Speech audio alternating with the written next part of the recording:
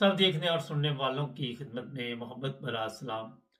नाज़रीन, इमरान खान बड़े अरसे से जेल में बेगुनाह बंद, हज़ारों सियासी कैदी जेलों में बंद, झूठे मुकदमात, इंसानी हकूक़ का जनाज़ा। अब इमरान खान के बेटों ने ये आवाज़ उठाई है और जिसकी वजह से पाकिस्तान की गवर्नमेंट में खलबली मची हुई है। हमारे साथ हैं मजहबी स्कॉलर, सियासी सूरत-ए-हाल को भी समझते हैं, इंटरनेशनल हालात पे भी गहरी नज़र, जावेद इकबाल चीमा साहब मैनचेस्टर से। चीमा साहब, क्या समझते हैं कि पाकिस्तान में जिस तरह इंसानी हकूक़ का जनाज़ा निकल रहा है, तो अब अक़वाम मुत्तहिदा तक ये आवाज़ पहुँची है, तो कोई रिज़ल्ट निकलेंगे इसके?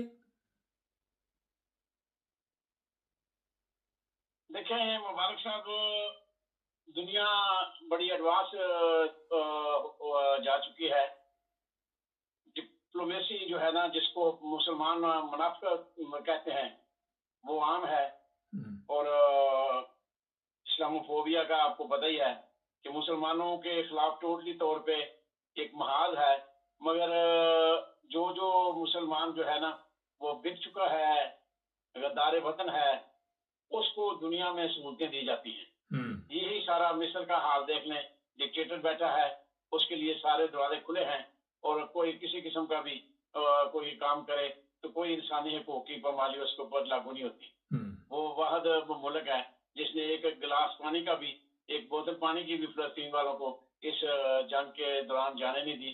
और कुछ भी नहीं। और जो कुछ मुसलमानों के खिलाफ होता है, आपको पता ही है कि यूरोप के अंदर कितने इंसानी हकूक की तंजीमें हैं। इनके अंदर मुल्क में इनके बंदे के साथ कुछ हो जाए तो फिर ये फौरन आवाज उठाते हैं।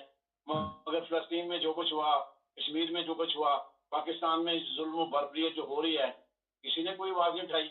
बाकी देख लें, एक काम और हुआ है बहुत बहुत बुरा, यानी कि पाकिस्तान के अंदर फलस्तीन के हक में निकलना जुर्म है, इसराइल के खिलाफ बोलना जुर्म है, general Asim Munir field marshal के खिलाफ बोलना जुर्म है, उसका नाम लेना जुर्म है। यानी इंसानी हकूक की पामाली जितनी पाकिस्तान में हुई है, दुनिया में किसी मुल्क में नहीं हुई। और दहशतगर्दों की सबसे पहले नंबर पे ये मुल्क आ चुका है। अभी अक़वाम मुत्तहिदा में उन्होंने जो बात की है, कासिम इमरान खान के बेटों ने, उन्होंने कोई गलत बात नहीं की। उन्होंने अपनी बात के दौरान ये भी दुनिया को बावर कराया है कि हम नहीं चाहते कि पाकिस्तान के ऊपर पाबंदियां लग जाएं या पाकिस्तान को तंजीम से निकाल दिया जाए। उन्होंने सीधी सी बात की है, हम उस इस चीज को उठा रहे हैं कि जो इमरान खान के साथ एक सलूक हो रहा है, एक साबिक प्राइम मिनिस्टर के साथ सलूक हो रहा है, और जो उसको सोलरी कंसाइनमेंट में रखा हुआ है एक 4 फुट के पिंजरे में, वो इंसानी हकूक की खिलाफ वर्जी है कि टोटली उसके ऊपर पाबंदियां हैं, वो किसी से बात नहीं कर सकता और ना उसकी मुलाकात की इजाजत है और ना उसको खाने फ्री या अपने घर से खाना की इजाजत है, ना कपड़े पहनने की इजाजत है। यानी कि कपड़े भी ईद के अंदर वापस कर दिए गए, ईद की नमाज भी पढ़ने दी। तो उन्होंने बात एक सही किया, मगर उसके खिलाफ प्रोपेगेंडा देखें पाकिस्तान में इन लुटेरों चोरों ने कितना वावेला उठाया हुआ है और कितना प्रोपेगेंडा कर रहे हैं कि पाकिस्तान के खिलाफ उन्होंने ये कर दिया, वो कर दिया, पाकिस्तान के खिलाफ पाबंदियां लगवा रहे हैं। हालांकि मैं इस बात से मैं इत्तेफाक नहीं करता कि पाकिस्तान के ऊपर ये पाबंदियां लगवा सकेंगे, क्योंकि मुझे पता है कि ये दो सारे जितने भी इदारे हैं, ये मुबारक साहब अब दोगलेपन का शिकार हो चुके हैं कि आज तक अक़वाम मुत्तहिदा ने कौन सा तीर मार लिया, कौन सा 70 साल 72 साल से वो कश्मीर का मसला हल कर दिया, फलस्तीन का मसला हल कर दिया, या दूसरे मुल्कों में अगर मसाइल हल किए होते तो आज जो कुछ जंग हो रही है ये होती कभी नहीं होती। ये मसाइल की जो है ना हल की तरफ नहीं है। वैसे तो मैं समझता हूँ उदारा ये होना ही नहीं चाहिए। तो पाकिस्तान के अंदर भी जितनी इस्लामी हकूकी तंजीमें हैं, उनका भी ये हाल है, वो टाउट हैं, वो चमचागिरी करते हैं, अपने पैसे बटोरते हैं, फंडिंग लेते हैं, जैसा मौलवी फंडिंग लेते हैं, दूसरे मुल्कों से फंडिंग मौलवियों को भी जाती है, मतलब सारे मौलवियों को उनके दूसरे मुल्कों के अंदर तल्लुकात हैं। तो इंसानी हकूकी तंजीमों के बारे में जो अक़वाम मुत्तहिदा के अंदर जाकर उन्होंने बात की है, देखें उन्होंने तो अपना रोना रोया है बेचारों ने।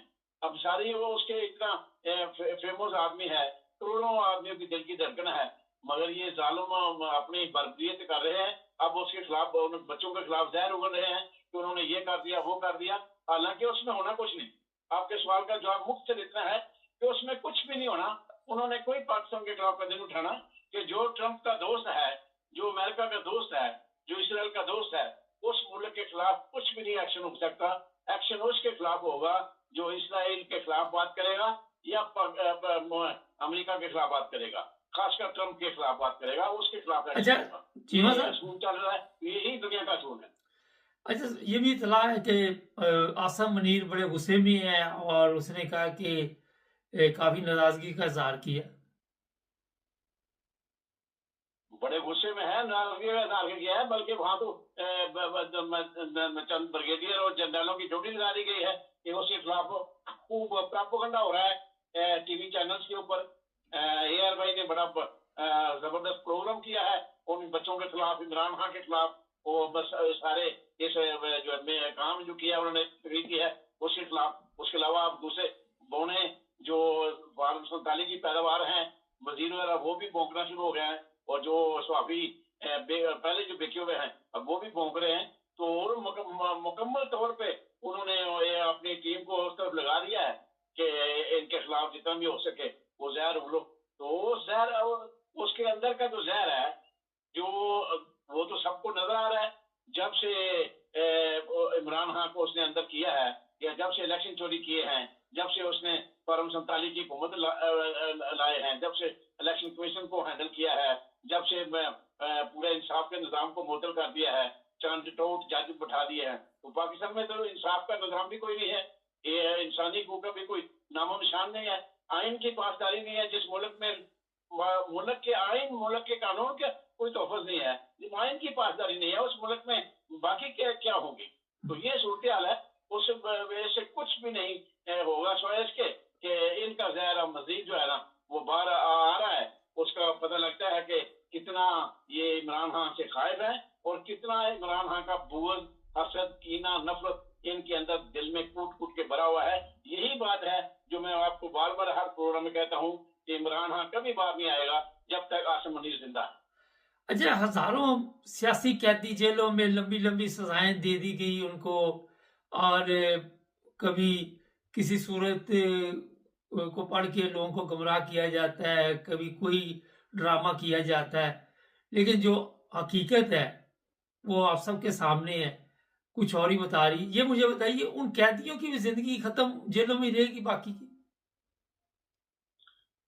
जी, सारे मामले तो आसिम मुनीर की जिंदगी के साथ जुड़े हुए हैं।